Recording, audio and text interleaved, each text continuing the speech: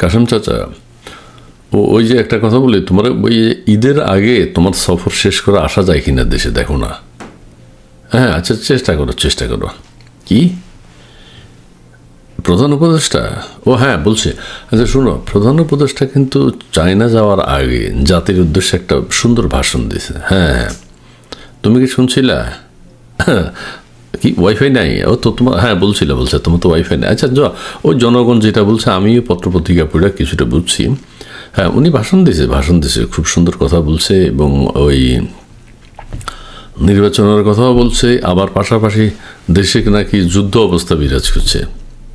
হ্যাঁ এটা উনি সবসময় বলে, যখনই নির্বাচনের কথা বলে তখনই উনি ওই যুদ্ধ পরিস্থিতি দেশে নাকি আছে। কি ও আচ্ছা, যুদ্ধ পরিস্থিতি হলে কোনো নির্বাচন হয় না। ওই জন্যই তো উনি সব সময় নির্বাচনের কথা বলে যে ডিসেম্বর থেকে 26 জুনে এর মধ্যে নির্বাচন হবে। হ্যাঁ কিন্তু পাশাপাশি আবার ওই যুদ্ধ পরিস্থিতি বলে, তার মানে এটার সমস্যা আছে না? তাহলে তো চিন্তার বিষয়। হ্যাঁ জরুরি অবস্থা থাকাকালীন কোনো নির্বাচন হয় না। হ্যাঁ আচ্ছা শোনো, আরেকটা কথা হলো কি, ওই যে জনগণ বলে উনি নাকি সারাক্ষণ খালি ওই নির্বাচনের কথা বলে, কিন্তু কোন নির্বাচন সেটা উনি বলে না।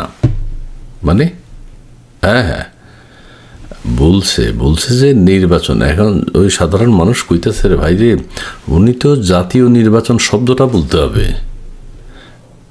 হ্যাঁ ওই লোকজন বলতেছে যে এটা তো সমস্যা আছে ভাই, উনি যদি কয়দিন পরে না বলে, যদি আমি এতদিন ইউনিয়ন পরিষদের নির্বাচনের কথা বলছিলাম তখন কি হবে? হ্যাঁ ওই জন্য ওই জনগণ চাইতেছে ওনার মুখ দিয়ে, ওনার পবিত্র মুখ দিয়ে যেন ওই যে জাতীয় নির্বাচন শব্দটা বাইর হয়। উনি ওই যে ডিসেম্বর জানুয়ারিতে কইব যে না আমি ওই যে উপজেলা নির্বাচনের কথা কইছিলাম। ওনার তো আটকানো যাইব না তখন। হ্যাঁ উনি যদি জাতীয় নির্বাচন কথাটা বলে তাহলে দেশবাসী খুশি হইব। না ঠিক আছে। এটা উনি বলছে যে হ্যাঁ উনি সবসময় বলছে, এর আগেও বলছে। হ্যাঁ না কোনো অসুবিধা নাই। তোমার ওই ডক্টর ইউনূস সাহেবের আর একটা কথা বলি, ওই যে কয় যে উনি নাকি বড় ব্যবসায়ী ডক্টর ইউনূস সাহেব, যদি উনি অভাব বলে, উনি নাকি বড় ব্যবসায়ী, খেলোয়াড়, পাক্কা খেলোয়াড়, বড় মাঠে খেলোয়াড়।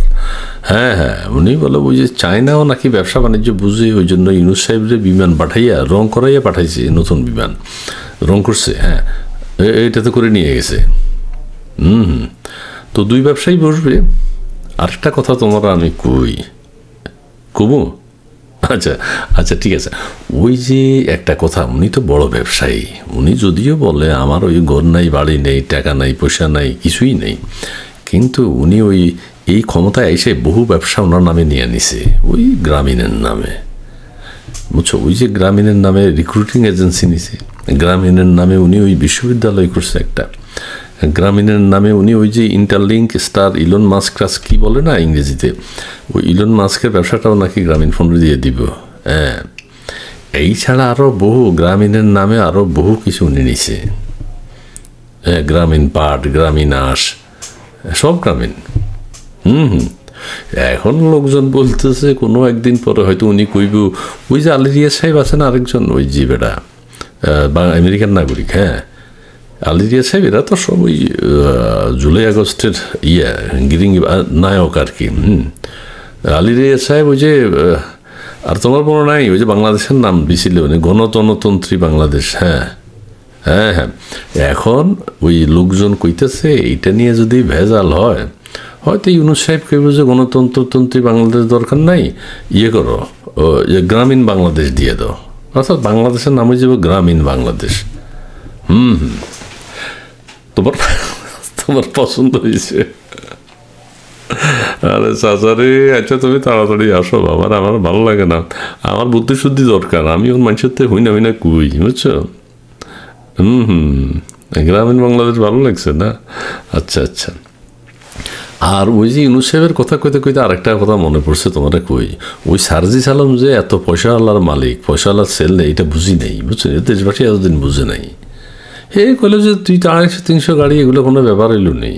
হ্যাঁ ও এখন লোকজন কইতেছে ওরে বাবা রে, এতে যে সুলতান সুলেমানের ছেলে, এটা তো ছোট ছেলে, সুলতান সুলেমানের ছোট ছেলে। হ্যাঁ, ওই তুর্কি একটা সিরিয়াল দেখছো না, মনে আছে? তুর্কি সিরিয়াল ওই যে মেহেরিমা ছিল, মেহেরিমা সুলতান, সুলতান সুলেমানের মেয়ে। হ্যাঁ, মেহেরিমা সুলতানের ছোট ভাই এটা সার্জিস।